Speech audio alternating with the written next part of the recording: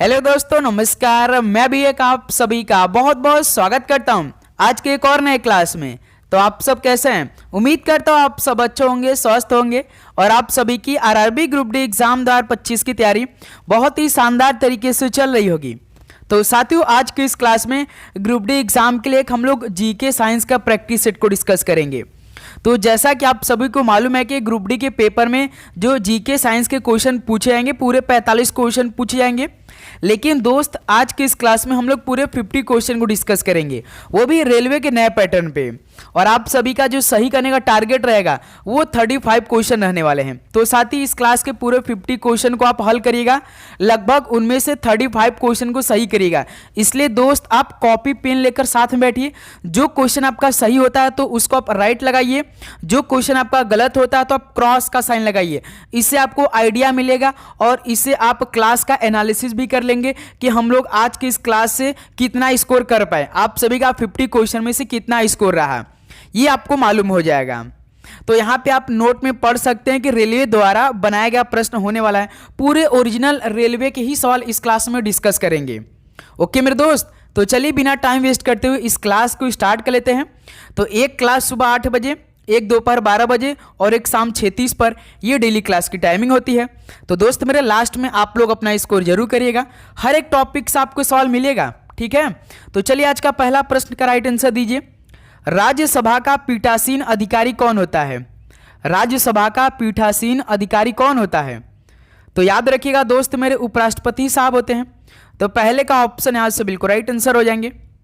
चलिए अगला सवाल कॉल करिएगा। क्वेश्चन नंबर सेकंड, 1945 के शिमला सम्मेलन के दौरान भारत का वायसराय कौन था? 1945 के शिमला सम्मेलन के दौरान भारत का वायसराय कौन था? तो याद रखिएगा लॉर्ड वेवेल था। ऑप्शन सी सवाल का बिल्कुल परफेक्ट आंसर हो जाएंगे। चलिए दोस्त अगला सवाल कॉल करिए। क्वेश्चन नंबर थर्ड, कलकत्ता में धर्म सभा की स्थापना किसने की थी?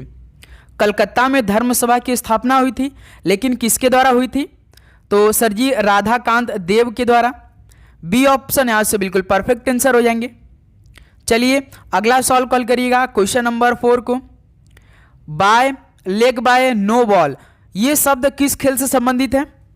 तो बताइए साथी, जो बाई का रन मिलता है, लेग बाई का रन मिलता है और नो बॉल जो होता है, ये शब्द हैं जो कि किस खेल से संबंधित है? तो भाई आपका मतलब बिल्कुल क्रिकेट, आपका जो फेमस क्रिकेट है, डी ऑप्शन बिल्कुल परफेक्ट आंसर हो जाएंगे। चलिए दोस्त अगला सवाल कॉल करिएगा। क्वेश्चन नंबर 5, 1760 में वांडीवास के युद्ध में किस फ्रांसीसी जनरल को ब्रिटिश जनरल इरोकोड ने पराजित किया था? बताइएगा कि 1760 में वांडीवास के युद्ध में किस फ्रांसीसी जनरल को ब्रिटिश जनरल इरोकोड ने पराजित कर दिया था? तो याद रखिए कॉम्टे डी लैली ने, नाम भी अजब है, कॉम्टे डी लैली ने। ऑप्शन यहां से बिल्कुल राइट आंसर हो जाएंगे। चलिए दोस्त अगला सवाल कॉल करिए। क्वेश्चन नंबर 6, किस यौगिक को लेड शुगर कहा जाता है? तो किस यौगिक को लेड शुगर कहा जाता है? तो दोस्त मेरे याद रखिएगा लेड एसीटेट को। डी ऑप्शन बिल्कुल परफेक्ट आंसर हो जाएंगे। चलिए भाई अगला सवाल कॉल करिए। क्वेश्चन नंबर 7, हुगली नदी के तट पर कौन सा बंदरगाह स्थित है? अब जितने भी एग्जाम हो रहे हैं, हर एग्जाम में भाई बंदरगाह के सवाल पूछे जा रहे हैं। कोई ना कोई सवाल नहीं पूछा था, कोई भी टॉपिक ना आए, लेकिन भाई बंदरगाह का सवाल पूछा जा रहा है। तो बताइए हुगली नदी के तट पर कौन सा बंदरगाह स्थित है? तो याद रखिएगा हल्दिया बंदरगाह। बी ऑप्शन बिल्कुल राइट आंसर हो जाएंगे। अगला सवाल कॉल करिए दोस्त। क्वेश्चन नंबर 8, निम्नलिखित में से किसे भूरा कोयला कहा जाता है? तो दोस्त में से मेरे किसे भूरा कोयला कहा जाता है? तो याद रखिएगा लिग्नाइट को। बी ऑप्शन बिल्कुल परफेक्ट आंसर हो जाएंगे। चलिए अगला सवाल कॉल करिए। क्वेश्चन नंबर 9, किसी भी समय वायु में नमी की मात्रा को क्या कहते हैं? किसी भी समय वायु में नमी की मात्रा को क्या कहते हैं? तो याद रखिएगा आर्द्रता कहते हैं। डी ऑप्शन बिल्कुल परफेक्ट आंसर हो जाएंगे। चलिए दोस्त अगला सवाल कॉल करिए। क्वेश्चन नंबर 10 को, निम्नलिखित में से कौन सा खेल रणजी ट्रॉफी से संबंधित है? तो बताइए कौन सा खेल रणजी ट्रॉफी से संबंधित है? तो सर जी क्रिकेट है। ऑप्शन यहां से बिल्कुल परफेक्ट हो जाएंगे। अगला सवाल कॉल करिए दोस्त। क्वेश्चन नंबर 11, जहांगीर के शासनकाल के दौरान निम्नलिखित में से कौन एक प्रसिद्ध चित्रकार था? बताइए जहांगीर के शासनकाल के दौरान कौन एक प्रसिद्ध चित्रकार था? तो सर जी उस्ताद मंसूर था। ऑप्शन है इस सवाल का बिल्कुल राइट आंसर हो जाएंगे। अगला सवाल कॉल करिए दोस्त, क्वेश्चन नंबर 12 है, बैंकों द्वारा रखी जाने वाली राशि का निर्धारण कौन करता है? तो साथी बैंकों द्वारा रखी जाने वाली राशि का निर्धारण कौन करता है? तो सर जी भारतीय रिजर्व बैंक करता है। ऑप्शन सी बिल्कुल परफेक्ट आंसर हो जाएंगे। चलिए भाई क्वेश्चन नंबर 13 को हल करिए। विश्व व्यापार संगठन की स्थापना कब हुई? यानी विश्व व्यापार संगठन की स्थापना किस वर्ष में हुई?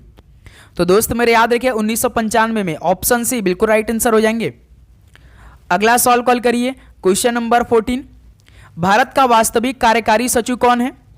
तो भारत का वास्तविक कार्यकारी सचिव कौन है? तो सर जी प्रधानमंत्री होते हैं। ऑप्शन सी बिल्कुल राइट आंसर हो जाएंगे। तो साथ ही यदि आप चैनल पे नए तो सब्सक्राइब जरूर कर लीजिएगा और नोटिफिकेशन को ऑन करिएगा, क्योंकि आज से आपकी ग्रुप डी की तैयारी अब स्टार्ट हो गई है, तो इसलिए नोटिफिकेशन को आप लोग ऑन करिएगा। पीचवरम मैंग्रोव वन किस राज्य में स्थित है? बताइए, पीचवरम मैंग्रोव वन किस राज्य में है? तो सर जी तमिलनाडु में। डी ऑप्शन बिल्कुल परफेक्ट आंसर हो जाएंगे। अगला सवाल कॉल करिए, क्वेश्चन नंबर 16, क्लोरोफॉर्म और HNO3 की अभिक्रिया से कौन सी गैस उत्सर्जित होती है? बताइए, क्लोरोफॉर्म और HNO3 की अभिक्रिया से कौन सी गैस उत्सर्जित होती है? तो याद रखिएगा क्लोरोपिक्रीन होती है। ऑप्शन सी सवाल का बिल्कुल राइट आंसर हो जाएंगे।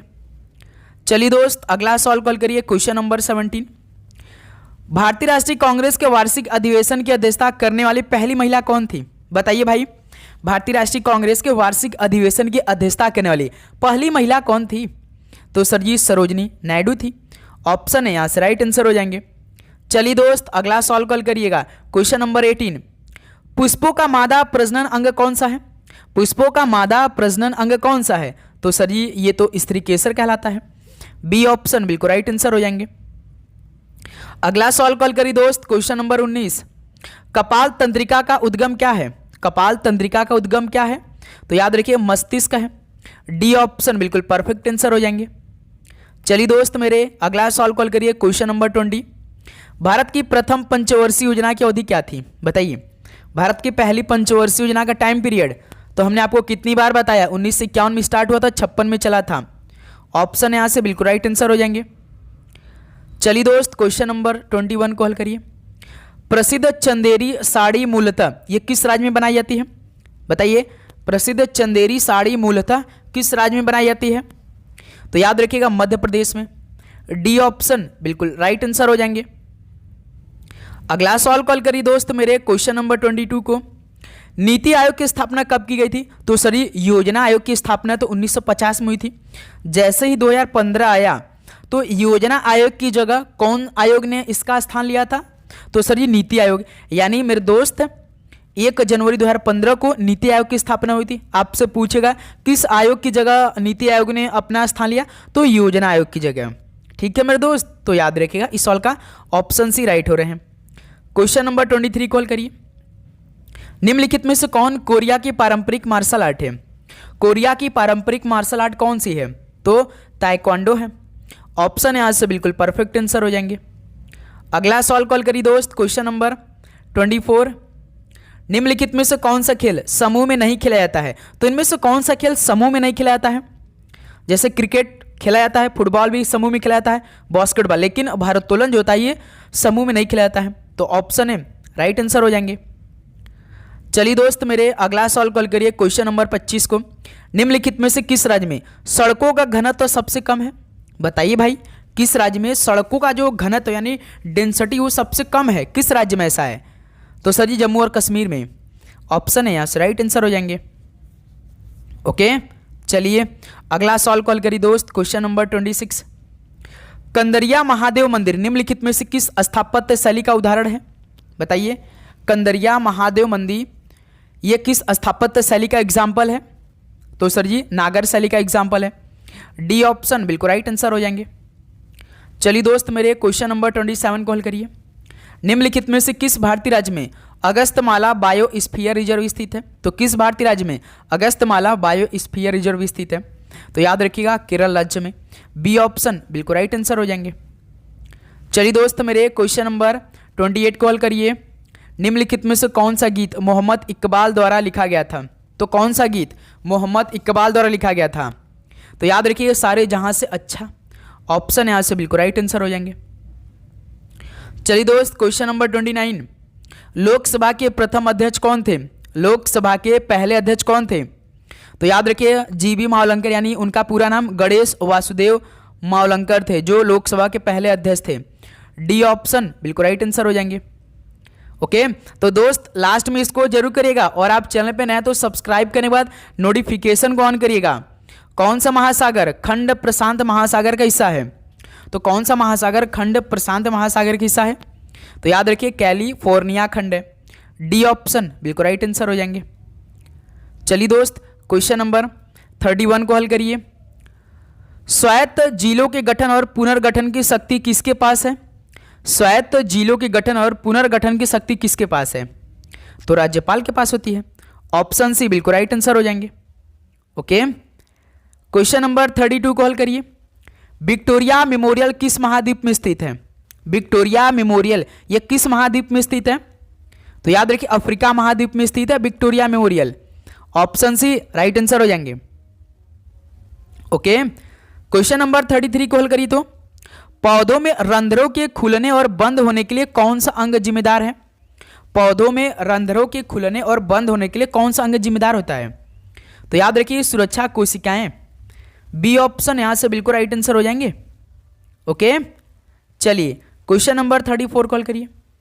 निम्नलिखित में से किस उच्च न्यायालय का अंडमान और निकोबार द्वीप समूह पर क्षेत्रीय अधिकार क्षेत्र है? तो किस उच्च न्यायालय का अंडमान और निकोबार द्वीप समूह पर क्षेत्रीय अधिकार क्षेत्र है? तो सर जी कलकत्ता उच्च न्यायालय पर। डी ऑप्शन बिल्कुल परफेक्ट आंसर हो जाएंगे। ओके, चलिए दोस्त अगला सवाल कॉल करिए। क्वेश्चन नंबर 35, निम्नलिखित में से कौन सा अनुच्छेद वित्त आयोग से संबंधित है? बताइए कौन सा अनुच्छेद वित्त आयोग से संबंधित है? तो सर जी अनुच्छेद 280 है। तो बी ऑप्शन इस सवाल का बिल्कुल राइट आंसर हो जाएंगे। अगला सवाल कॉल करिए मेरे दोस्त। क्वेश्चन नंबर 36, निम्नलिखित में से किस वर्ष भारत को विदेशी ऋण से संबंधित वित्तीय संकट का सामना करना पड़ा? तो किस वर्ष भारत को विदेशी ऋण से संबंधित वित्तीय संकट का सामना करना पड़ा? तो याद रखिएगा 1991 में। बी ऑप्शन बिल्कुल राइट आंसर हो जाएंगे। चलिए दोस्त अगला सवाल कॉल करिए। क्वेश्चन नंबर 37, निम्नलिखित में से किसने शल्य चिकित्सा पर प्राचीन वैज्ञानिक पुस्तक लिखी? तो किसने शल्य चिकित्सा पर प्राचीन वैज्ञानिक पुस्तक लिखी? तो याद रखिए सुश्रुत। बी ऑप्शन यहां से बिल्कुल राइट आंसर हो जाएंगे। अगला सवाल कॉल करिए दोस्त। क्वेश्चन नंबर 38, निम्नलिखित में से कौन सी शुष्क भूमि कृषि फसल नहीं है? यानी कौन सी शुष्क भूमि कृषि फसल नहीं है? तो याद रखिएगा भाई धान नहीं है। ऑप्शन यहां से राइट आंसर हो जाएंगे। अगला सवाल कॉल करिए दोस्त। क्वेश्चन नंबर 39, निम्नलिखित में से कौन सा अनुच्छेद राष्ट्रपति के अध्यादेश जारी करने की शक्ति संबंधित है? बताइए कौन सा अनुच्छेद राष्ट्रपति के अध्यादेश जारी करने की शक्ति संबंधित है? तो दोस्त मेरे याद रखिए अनुच्छेद 123 है। ऑप्शन सी बिल्कुल राइट आंसर हो जाएंगे। ओके, चलिए अगला सवाल कॉल करिए। क्वेश्चन नंबर 40, निम्नलिखित में से किस देश में न्यायिक समीक्षा का सिद्धांत विकसित हुआ? बताइए किस देश में न्यायिक समीक्षा का सिद्धांत विकसित हुआ था? तो याद रखिएगा संयुक्त राज्य अमेरिका में। ऑप्शन यहां से राइट आंसर हो जाएंगे। ओके, चलिए क्वेश्चन नंबर 41 कॉल करिए। भारतीय संविधान के किस भाग को भारत का मैग्ना कार्टा कहा गया है? तो साथी भारतीय संविधान के किस भाग को भारत का मैग्ना कार्टा कहा गया? तो सर ये भाग 3 को। बी ऑप्शन इस सवाल का बिल्कुल राइट आंसर हो जाएंगे। ओके, चलिए क्वेश्चन नंबर 42 को हल करिए। क्रिकेट का वैश्विक शासी निकाय कौन सा है? तो साथी क्रिकेट का जो वैश्विक शासी निकाय कौन सा है? तो याद रखिए अंतर्राष्ट्रीय क्रिकेट परिषद है। ऑप्शन सी बिल्कुल राइट आंसर हो जाएंगे। चलिए दोस्त अगला सवाल कॉल करिए। क्वेश्चन नंबर 43, भारतीय नेताओं और ब्रिटिश सरकार के बीच लंदन में पहला गोलमेज सम्मेलन कब आयोजित किया गया था? तो साथ ही भारतीय नेताओं और ब्रिटिश सरकारों के बीच लंदन में जो पहला गोलमेज सम्मेलन हुआ तो कब आयोजित किया गया था? तो आप सभी को मालूम है कि 1930-31 में। ऑप्शन सी राइट आंसर हो जाएंगे। चलिए दोस्त अगला सवाल कॉल करिए। क्वेश्चन नंबर 44, निम्नलिखित में से कौन द्विभाजन का उदाहरण है? तो कौन द्विभाजन का एग्जाम्पल है? तो याद रखिएगा टूरमलीन है। ऑप्शन सी राइट आंसर हो जाएंगे। चलिए दोस्त अगला सवाल कॉल करिए। क्वेश्चन नंबर 45, तरल पदार्थों द्वारा प्रेरित घर्षण बल को क्या कहते हैं? तरल पदार्थों द्वारा प्रेरित घर्षण बल को क्या कहते हैं? तो याद रखिए कर्षण बोलते हैं। ऑप्शन सी राइट आंसर हो जाएंगे। चलिए दोस्त क्वेश्चन नंबर 46 को हल करिए। दर्पण के समान समतल सतह से परावर्तन को क्या कहते हैं? दर्पण के समान समतल सतह से परावर्तन को क्या कहते हैं? तो दोस्त मेरे याद है कि नियमित परावर्तन बोलते हैं। बी ऑप्शन राइट आंसर हो जाएंगे। चलिए अगला सॉल्व कल करिए क्वेश्चन नंबर 47। निम्नलिखित में से किस शासक ने दिल्ली में जामा मस्जिद का निर्माण करवाया? तो साथी किस शासक ने दिल्ली में जामा मस्जिद का निर्माण करवाया? तो याद रखिए शाहजहां ने। ऑप्शन सी राइट आंसर हो जाएंगे। अगला सॉल्व कल करिए दोस्त क्वेश्चन नंबर 48। प्रसिद्ध चिकनकारी कढ़ाई मूलतः किस राज्य से संबंधित है? तो प्रसिद्ध चिकनकारी कढ़ाई मूलतः किस राज्य से है? तो सर जी उत्तर प्रदेश से। ऑप्शन सी राइट आंसर हो जाएंगे। अगला सॉल्व कल करिए दोस्त क्वेश्चन नंबर 49। ओशिनिया महासागरीय धारा किस महासागर में बहती है? ओशिनिया महासागरीय धारा किस महासागर में बहती है? तो प्रशांत महासागर में। डी ऑप्शन परफेक्ट आंसर हो जाएंगे। चलिए दोस्त लास्ट क्वेश्चन बताइए। तो टू हैंड स्नैच चाल किस या टूर्नामेंट से संबंधित है? टू हैंड स्नैच ये चाल है जो कि किससे या टूर्नामेंट से संबंधित है? तो याद है कि भारोत्तोलन से। ऑप्शन यहाँ से राइट आंसर हो जाएंगे। तो चलिए दोस्त इस क्लास को यहीं पर समाप्त करते हैं। मिलते हैं आप नेक्स्ट सेशन में। चैनल को जरूर सब्सक्राइब करिएगा, डेली क्लास आप सभी के बीच आएगी। तो सभी को जय हिंद जय भारत।